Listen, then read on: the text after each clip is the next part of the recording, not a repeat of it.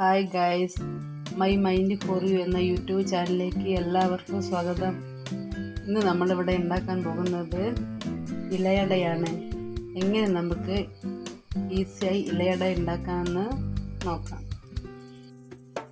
മക്കളെല്ലാം സ്കൂൾ വിട്ട് വരുന്നേരം അവർക്ക് കഴിക്കാൻ ഇഷ്ടപ്പെട്ടൊരു വിഭവമാണ് ഇലയട. അതുകൊണ്ട് ഞാനിന്നിവിടെ ഇലയട ഉണ്ടാക്കാൻ തന്നെ വിചാരിച്ചു. അതൊക്കെ നല്ല ഇഷ്ടമാണ് ഇലയട. അതിനായിട്ട് ഞാൻ ഈ ഗ്ലാസ്സിൽ 2 ഗ്ലാസ് അരിപ്പൊടി എടുക്കുന്നുണ്ട്.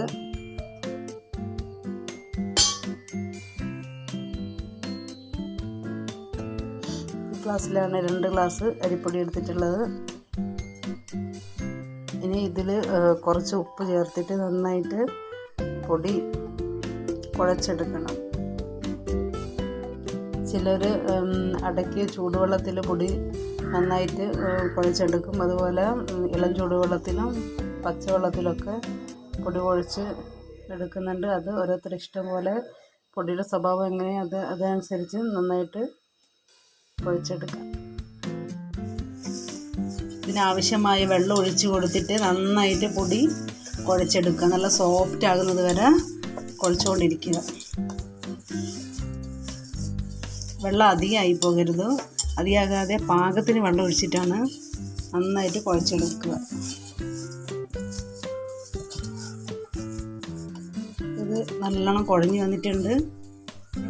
ഇനി നമുക്ക് ഇതിന് ആവശ്യമായ പൊടി നന്നായി കുഴച്ച് വെച്ചിട്ടുണ്ട്. ഇനി അടുപ്പിലേക്ക് ആവശ്യമായ തേങ്ങ നമുക്ക് ചിരവിയെടുക്കാം.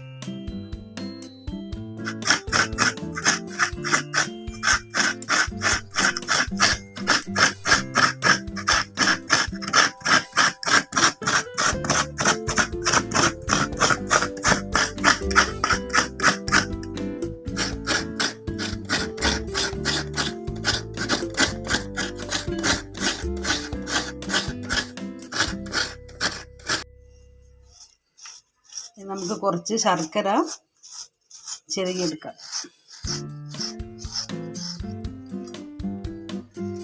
ജീരകം ഇവിടെ റെഡിയാക്കിയിട്ടുണ്ട്. നന്നായിട്ട് പൊടിച്ചെടുക്കണം. ജീരകം ഇവിടെ ഉണ്ട്, നന്നായിട്ട് പൊടിച്ചെടുക്കണം. ഞാനിവിടെ ജീരകം നന്നായിട്ട് പൊടിച്ചെടുക്കുന്നുണ്ട്. ഈ പൊടിച്ചെടുത്ത ജീരകം നമുക്ക് തേങ്ങയും ശർക്കരയും ചേർത്തിട്ട് നന്നായിട്ട് യോജിപ്പിച്ച് കൊടുക്കണം. പൊടിച്ച് വെച്ച ജീരകം നമുക്ക് ഈ ശർക്കരയിലേക്ക് ഇട്ട് കൊടുക്കാം. ഇത് തേങ്ങയും കൂടി കൂട്ടിയിട്ട് നന്നായിട്ട് മിക്സ് ചെയ്യാം.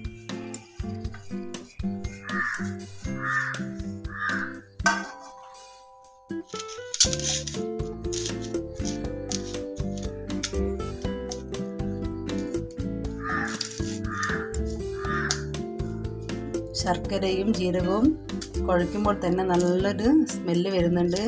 ജീരകം പൊടിച്ചത് കൊണ്ടാണ് നല്ലൊരു സ്മെല്ല് വരുന്നത്. പൊടിക്കാതെ ഇട്ടിട്ടുണ്ടെങ്കിൽ അത് നമ്മളിങ്ങനെ അതുണ്ടാക്കി കഴിക്കുമ്പോൾ ഇങ്ങനെ കടിക്കും.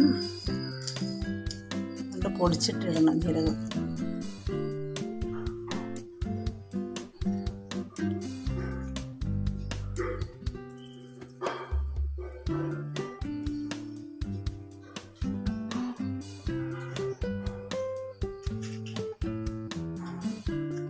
പരത്തി വെച്ചിട്ട് ഇനി നമുക്കിത് മടക്കിയെടുക്കാം. ഓരോന്നായിട്ട് മടക്കിയെടുക്കാം.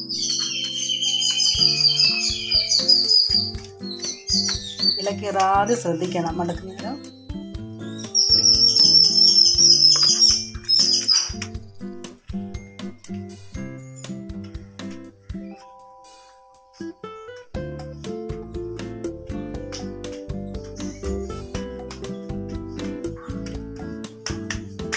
ഞാൻ അട ഉണ്ടാക്കുന്നത് ഇഡ്ഡലി പാത്രത്തിലാണ്. ഇതിൽ കുറച്ച് വെള്ളം എടുത്തിട്ടുണ്ട്.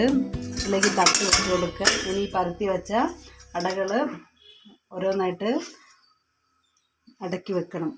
അപ്പോൾ അടക്കി വെക്കുന്നതിന് മുന്നോടിയായിട്ട് ഈ ഇലയിലെ ഇത് ശരിക്കും ഒതുങ്ങി കിട്ടാൻ വേണ്ടിയിട്ട് ഇതിൻ്റെ മൂലകളൊക്കെ നല്ലോണം കട്ട് ചെയ്ത് കൊടുക്കണം. നമുക്കിനി ഇത് കട്ട് ചെയ്തെടുക്കാം.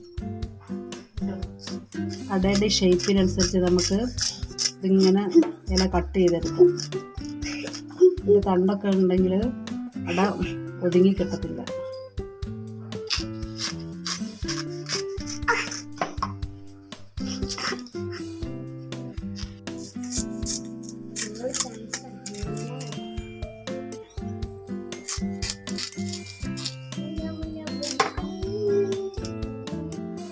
കട്ട് ചെയ്ത അട നമുക്ക് ഇതിലേക്ക് അടക്കി വെച്ചു ഒന്ന് ഇങ്ങനെ വെച്ചിട്ട് ഓപ്പോസിറ്റ് ഒന്ന് വെക്കുക. പിന്നെ നേരെ തിരിച്ച് വിലങ്ങനെ വെക്കാം. അതിൻ്റെ ഓപ്പോസിറ്റ് ഇങ്ങനെ വെക്കുക. പിന്നെ ലെയറായിട്ട് അടക്കി വെക്കാം.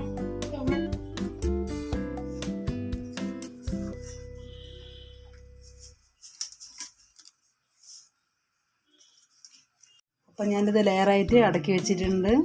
നമുക്ക് നന്നായിട്ട് മൂടി കൊടുത്തിട്ട് സ്റ്റൗവിലേക്ക് വെക്കാം. കത്തിച്ചിട്ടുണ്ട്. ഇനി നമുക്ക് തയ്യാറാക്കി വെച്ച അട വേവാൻ വെക്കാം. ഒരു 10-20 മിനിറ്റ് കഴിഞ്ഞിട്ട് വെന്തോന്ന് നമുക്ക് നോക്കാം.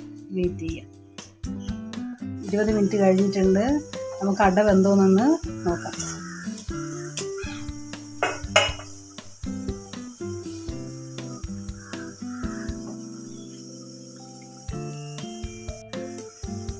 നന്നായി വെന്ത് വന്നിട്ടുണ്ട്. നമുക്കിത് പാത്രത്തിലേക്ക് മാറ്റി. അപ്പോൾ ഈ അട എങ്ങനെയുണ്ടെന്ന് നമുക്ക് മക്കൾക്ക് കൊടുത്തിട്ട് നോക്കാം. അത് നല്ല ചൂടുണ്ട്. അപ്പോൾ അട പെട്ടെന്ന് തണിയാൻ വേണ്ടിയിട്ട് നമുക്കിതുപോലെ കട്ട് ചെയ്ത് കൊടുക്കാം. ഓരോ പീസായിട്ട് മക്കൾക്ക് എടുത്ത് കഴിക്കാൻ എളുപ്പമാണ്. അപ്പോൾ ഞാൻ മക്കൾക്ക് അട കൊടുത്തിട്ടുണ്ട്. എങ്ങനെയുണ്ടെന്ന് മക്കളോട് ചോദിക്കുക. എങ്ങനെയുണ്ട്? സൂപ്പറാണോ? ഇഷ്ടമായോ? അപ്പോൾ അവർക്ക് ഇഷ്ടപ്പെട്ടെന്നാണ് റിസൾട്ട്. അതുകൊണ്ട് എല്ലാവരും ഇതൊന്ന് ട്രൈ ചെയ്ത് നോക്കണം. വീണ്ടും മറ്റൊരു വീഡിയോയിൽ കാണുന്നത് വരെ എല്ലാവർക്കും താങ്ക് യു.